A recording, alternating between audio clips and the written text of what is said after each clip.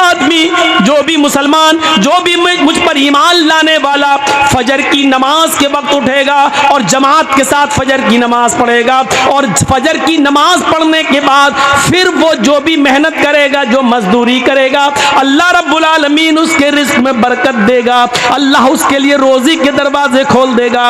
उस आदमी को कभी भूखा नहीं सोने देगा, उसको फिक्र फाके की कभी नौबत नहीं आएगी। ये नबी अकरम का फरमान है। ये तवाइफ जो नाच रही थी, जो डांस कर रही थी, आजान की आवाज सुनती है, आजान की आवाज सुनती है, अल्लाहु अकबर अल्लाहु अकबर, ये आजान की आवाज उन तवाइफों के कानों में जाती है तो आजान के एहतराम में इन तवाइफों ने गाना बंद कर दिया और नाचना मौकूफ कर दिया, नाचना बंद कर दिया और गाना बंद कर दिया। खामोश हो गई, न नाच रही हैं न गा रही हैं।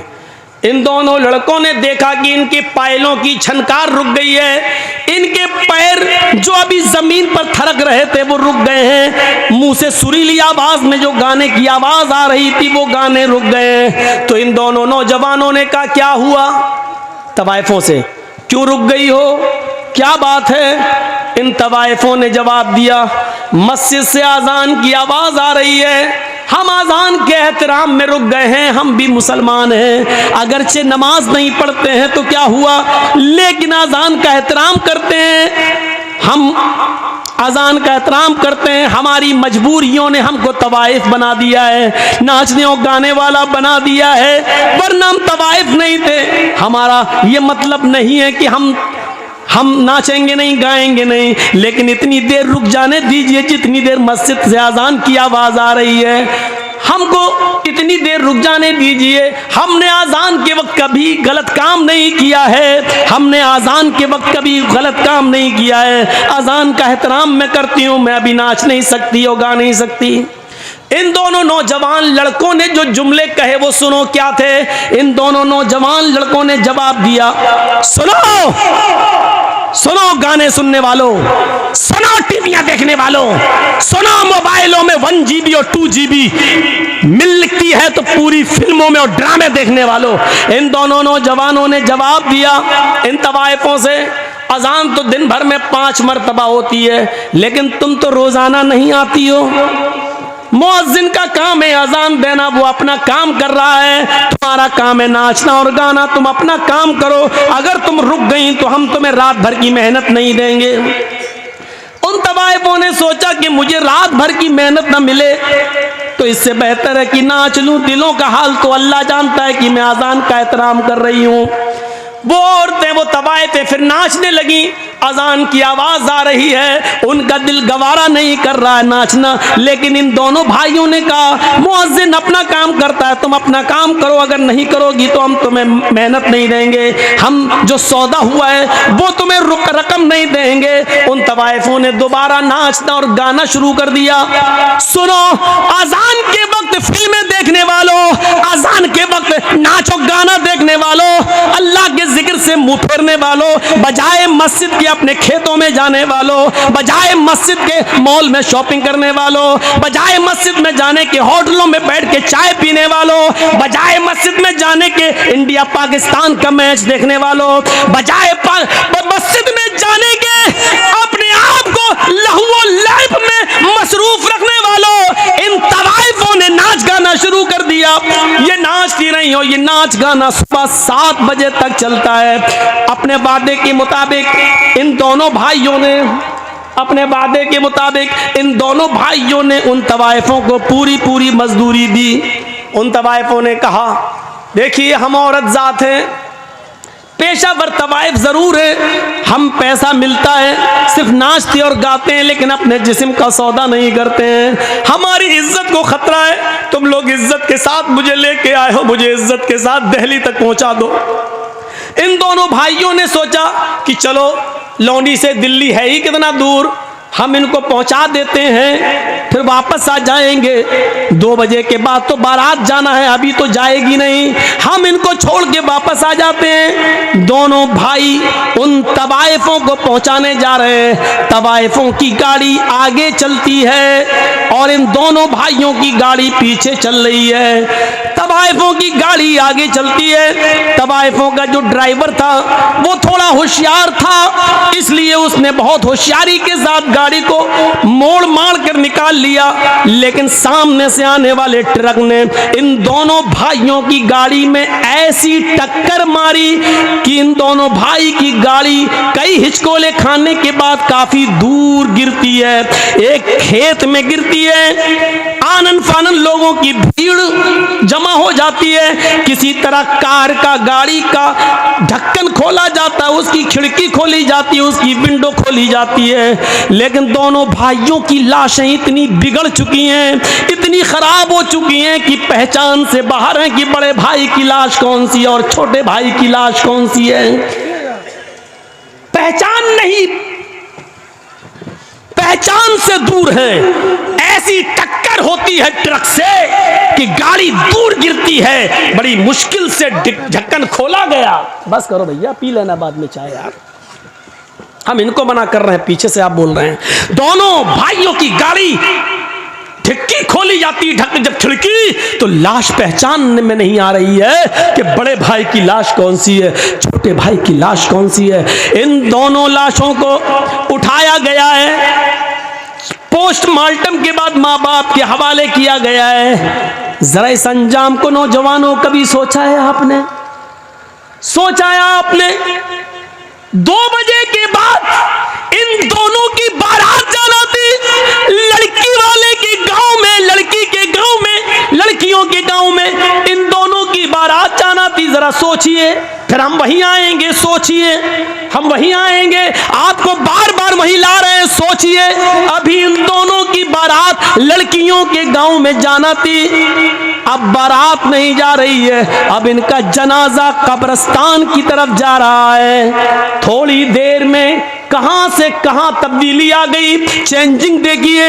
अभी 2 बजे के बाद, 4 बजे के बाद, मगरिब के बाद इनकी बारात लड़कियों के गांव में जाना चाहिए, लेकिन अब इन दोनों लड़कों को गांव में नहीं बल्कि कब्रिस्तान ले जाया जा रहा है। अभी कुछ देर के बाद इन दोनों लड़कों को लड़की के माँ बाप की तरफ से मिले हुए कपड़े पहनना थे, सेहरा पहनना था, दूल्हा बनना था, इनको नए कपड़े पहनना था। लेकिन थोड़ी देर में अब इनको नए कपड़े नहीं बल्कि नया कफन पहनाया जा रहा है। तसव्वुर कीजिए, फिर कहता हूं सोचिए, अभी इनको कपड़े पहनना थे नए, लड़की के माँ बाप की तरफ से मिले हुए कपड़े पहनना थे, लेकिन अब बाप की तरफ से इनको कफन पहनाया जा रहा है। मेरे भाइयों जरा सोचिए, अभी थोड़ी देर के बाद इनको शादी के मंडप पे बैठना था, वही मौलवी है जो अभी थोड़ी देर के बाद इन दोनों का खुतबा निकाह पढ़ाना था उसको। या अय्युहल्लज़ीना आमनुत्तकुल्लाह हक़्क़ तुक़ातिह या अय्युहन्नासु इत्तक़ू रब्बकुम या अय्युहन्नासु इत्तक़ू,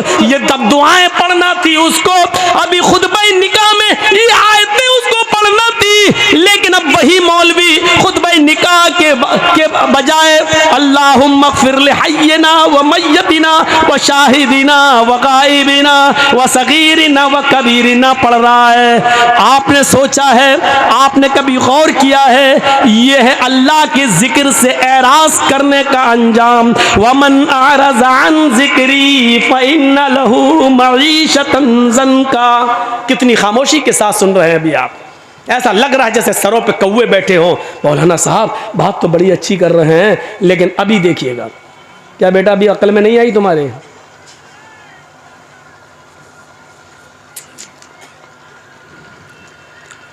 तसव्वुर कर रहे हैं आप, थोड़ी देर में क्या हैसियतें बदल गई। जाना था लड़कियों के घर, बारात लेकर गांव में पहुंचाया जा रहा है कब्रिस्तान। पहनना थे लड़की के माँ बाप की तरफ से मिले हुए कपड़े, पहनाया जा रहा है कफन। मौलवी को पढ़ना था, या अय्युहल्लज़ीना आमनु तक़ुल्लाह हक़्क़ तुक़ाती, कुरान की आयतें पढ़ के निकाह पढ़ाना था, लेकिन उसी मौलवी को अब क्या पढ़ना पड़ रहा है? अल्लाहुम्मा अग़फ़िर लिहय्यिना व मय्यतिना व शाहिदिना व गायबिना व सग़ीरिना व कबीरिना। थोड़ी देर में हैसियतें बदल गई।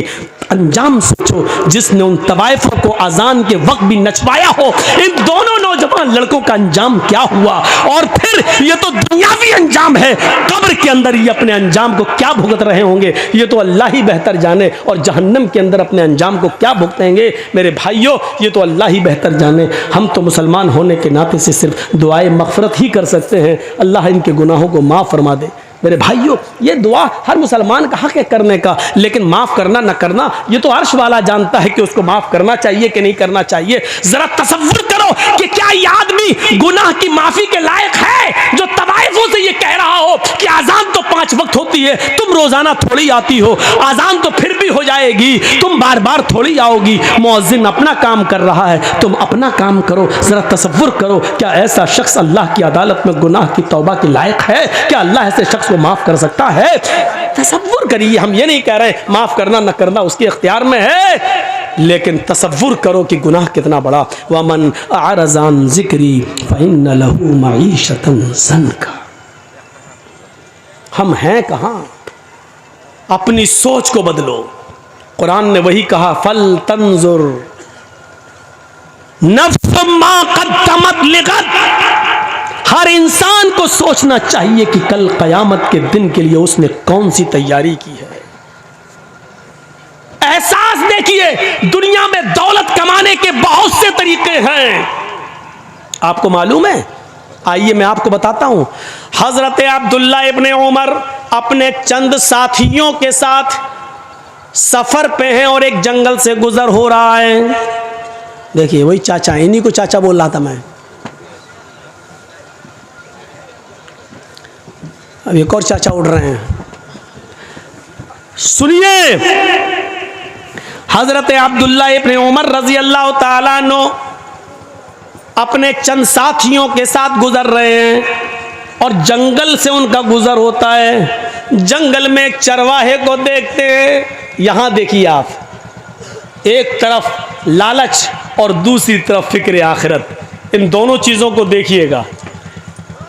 एक चरवाहा बकरियां चरा रहा है पहाड़ से लगे हुए एक वादी में। हजरत अब्दुल्ला इब्ने उमर और उनके साथियों को जंगल में भूख लगती है, ये दस्तरखान बिछाते हैं और जो खाना ले गए थे उसको लगा देते हैं। जंगल के चरवाहे पर नजर पड़ती है, उसको बुलाते हैं, चरवाहे इधर आओ, आए चरवाहे इधर आओ। वो करीब आता है और कहते हैं कि आओ हमारे साथ, तुम भी खाना खा लो, हम खाना खाने जा रहे हैं, तुम भी भूखे होगे, सुबह से बकरियां चरा रहे हो, आओ तुम भी खाना खा लो। उसने जवाब दिया, उस चरवाहे ने, नहीं नहीं, आप ये खाना खाएं, आप तनावुल फरमाएं, आप नोश करें, हम ये खाना नहीं खा सकते हैं इसलिए कि हम रोजे से हैं। आए है चरवाहा रोजे से। अब्दुल्ला इब्ने उमर कहते हैं, आए चरवाहे, इतनी सख्त गर्मी में और इतना बड़ा दिन होता है, ये बकरियां भी तुम्हारी नहीं है, तुम्हारे मालिक की हैं। इन बकरियों को सुबह से शाम तक तुम इसी जंगल में चराते हो, कोई बकरी खो न जाए उसके पीछे पीछे दौड़ते हो। इतनी चिलचिलाती हुई धूप और इतनी शदीद गर्मी के अंदर भी तुम रोजे से हो, वो भी नफली रोजा। तुम रोजा छोड़ क्यों नहीं देते हो? तुम रोजा तर्क क्यों नहीं कर देते हो? ये फर्ज रोजे तो नहीं है, नफली रोजे हैं। कहते हैं कि मैं इस रोजे को कैसे छोड़ दूं? इसी जंगल में तो मैं रहता हूं और बकरियां चराता रहता हूं, मुझे मस्जिद में कुरान पढ़ने का मौका नहीं मिलता है। जंगल में भी मेरी नजर बकरियों पर रहती है, इसलिए कि कोई बकरी खो न जाए, इसलिए मैं ज्यादा नवाफिल नहीं पढ़ पाता हूं, इसीलिए तो मैं नफली रोजे रखता हूं। मैं आखिरत की फिक्र में डूबा हुआ रहता हूं, पता नहीं कि मेरा रब आखिरत में मुझे बख्शेगा या नहीं बख्शेगा, मुझे माफ करेगा या नहीं करेगा। मुझे जितनी इबादत करनी चाहिए उतनी इबादत हम नहीं कर पाते हैं, क्योंकि मेरे मालिक का हुक्म है इन बकरियों को चराओ, इसलिए मैं चराने आता हूँ, क्योंकि मालिक के साथ बेवफाई नहीं कर सकता हूँ, मैं जिसका गुलाम हूँ, मुझे उसकी बात मानना पड़ती है। हज़रत अब्दुल्ला इब्न उमर ने कहा अपने साथियों से, इस चरवाहे का इम्तहान लेना चाहिए। बातों से तो बड़ा अल्लाह वाला लगता है, लेकिन अमली मैदान में देखूं, अमली मैदान में अब देखिए, आप लोग कितने तादाद में आए थे जलसा सुनने, तो देखा जाए तो जाहिर में तो बड़े अल्लाह वाले लग रहे हैं ना, दीन से कितनी मोहब्बत है, सुनने आए, जलसा सुनने आए, माशाल्लाह लग रहे हैं। लेकिन अमली मैदान में कितने हैं, ये तो आपकी मस्जिद बताएगी। सुबह फजर की नमाज जब अजान होगी तब आपकी मस्जिद ये तय करेगी कि आपने किस नीयत के साथ जलसा सुना है, अमली किरदार कितना है आपके अंदर। तो हजरत अब्दुल्ला इब्न उमर ने कहा इनका इम्तहान लेता हूं, ये कह तो ये रहा है बड़ा अल्लाह वाला, रोजे से हूं और ये हूं वो हूं, और मैं इम्तहान लेता हूं। वो बकरी चराने में लग गया तो हजरत अब्दुल्ला इब्न उमर ने फिर उसको बुलाया, इधर आओ। वो आया, कहने लगा क्या बात है भाई, मैं बकरियां चरा रहा हूं, मैं कह दिया हूं रोजे से हूं, मैं नहीं खाना खाऊंगा। कहा ऐसा है कि मैं एक बकरी तुमसे खरीदना चाहता हूं, एक बकरी तुम मुझे दे दो। बेअनी शातन, ये है अल मुस्तदरक अल हाकिम के अल्फाज। एक बकरी तुम मुझे बेच दो, एक बकरी तुम मुझे दे दो। उसने जवाब दिया, नहीं हजरत, मैं ये बकरी कैसे बेच दूं, ये बकरियां मेरी नहीं है। मैं पहले कह चुका हूं आपसे कि ये बकरियां मेरी नहीं है, ये बकरी मेरे मालिक की है। अपने मालिक की अमानत में खयानत कैसे कर दूं मैं, ये बकरी मेरी नहीं है। अब्दुल्ला इब्न उमर ने कहा कि उस अपने मालिक से ये कह देना कि पहाड़ के दामन में बकरियां चरा रहा था, चराते चराते एक बकरी गुम हो गई। अक्सर ऐसा हो ही जाता है, बकरियां चरते चरते कहीं दूर निकल जाती हैं, कहीं खो जाती हैं, या कोई दूसरा आदमी पकड़ के ले जाता है। तुम्हारा मालिक तुमसे कुछ नहीं कहेगा क्योंकि बकरियों पर तुम्हारी नजर थी, लेकिन चरते चरते कोई बकरी दूर निकल गई और वो गुम हो गई। कह देना एक बकरी भेड़िया खा गया, या कह देना कि एक बकरी को भेड़िया मार के खा गया, तुम एक बकरी मुझे बेच दो, हम उसको ज़िबा करेंगे और वहीं पकाएंगे खाएंगे, और शाम को तुम्हें भी पका हुआ भुना हुआ गोश्त दे देंगे। तुम उस गोश्त से रोज़ा इफ्तार कर लेना क्योंकि तुम रोज़े से हो। हम शाम को इस बकरी को काट कर ज़िबा करके उसका गोश्त पका कर तुम्हें भी दे देंगे, तुम इससे इफ्तार कर लेना। वो चरवाहा हजरत अब्दुल्ला इब्न उमर की ये बात सुनता है, उंगली से इशारा करता है और चीखता हुआ रोते हुए भागता है, कहता आइन अल्लाह, आइन अल्लाह, आइन अल्लाह। फिर अल्लाह कहाँ है, फिर अल्लाह कहाँ है, फिर अल्लाह कहाँ है। यानी आए अब्दुल्ला इब्न उमर, आज मैं तुम्हें बकरी बेच दूंगा, मैं अपने मालिक से झूठ बोल दूंगा, मेरा मालिक मुझे कुछ नहीं कहेगा, थोड़े से दिरहम मुझे बकरी के मिल जाएंगे, लेकिन फिर अल्लाह तो मेरी इस हरकत को देख रहा है। मैं अपने मालिक से झूठ बोल सकता हूं, लेकिन कल कयामत के दिन अपने मालिक के मालिक को क्या जवाब दूंगा। आइन अल्लाह, आइन अल्लाह। फिर अल्लाह कहाँ है, अल्लाह कहाँ है।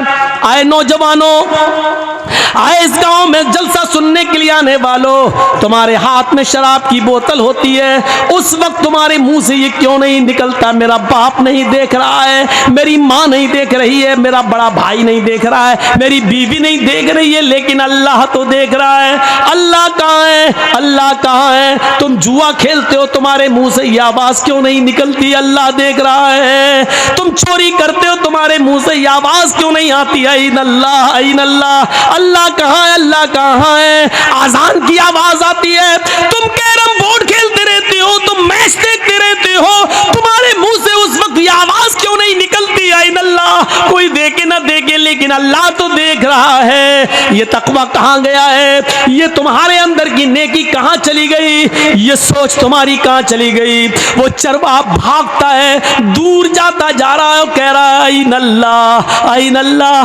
फिर अल्लाह कहाँ है, फिर अल्लाह कहाँ है। यानी अल्लाह तो मुझे देख रहा है। आए अब्दुल्ला, मैं यहाँ झूठ बोल सकता हूँ अपने मालिक से, लेकिन कल कयामत के दिन हमारा झूठ पकड़ा जाएगा, हमें सबके सामने बेनकाब किया जाएगा। हम दुनिया में हम ऐसा नहीं कर सकते, अल्लाह हमारी इस हरकत को देख रहा है। अब्दुल्ला इब्न उमर ने उस चरवाहे को भागते हुए देखा और अपने साथियों से कहने लगे, ऐन अल्लाह, ऐन अल्लाह, अल्लाह कहाँ है, अल्लाह कहाँ है। देखो इस चरवाहे के अंदर अल्लाह का कितना डर है, इतना खौफ है। वो अपने गांव जाते हैं, अब्दुल्ला इब्न उमर लौटकर अपने घर जाते हैं और दूसरे दिन उस चरवाहे के मालिक के पास जाते हैं और कहते हैं मुझे ये चरवाहा भी चाहिए और जितनी बकरियां तुम्हारी हैं वो सब मुझे चाहिए, कीमत बताओ, कीमत बताओ। मालिक ने कहा इस गुलाम की इतनी कीमत और बकरियों की इतनी कीमत। अब्दुल्ला इब्न उमर ने गुलाम की कीमत भी अदा कर दी और बकरियों की कीमत भी दे दी। गुलाम को खरीद लिया और गुलाम के साथ साथ बकरियां भी खरीद ली और फिर उस गुलाम को आज़ाद कर दिया। अय गुलाम, आए फलां के गुलाम, मैंने तुम्हें खरीद लिया अपना गुलाम बनाने के लिए नहीं, आज तुम्हें मैं आज़ाद कर रहा हूँ और ये बकरियां तुम्हें तोहफे में दे रहा हूँ। अब तुम इन बकरियों के मालिक हो और किसी के गुलाम नहीं हो। ऐन अल्लाह, ये कलमा, इस जुमले ने तुम्हें आज गुलामी से नजात दिला दी है।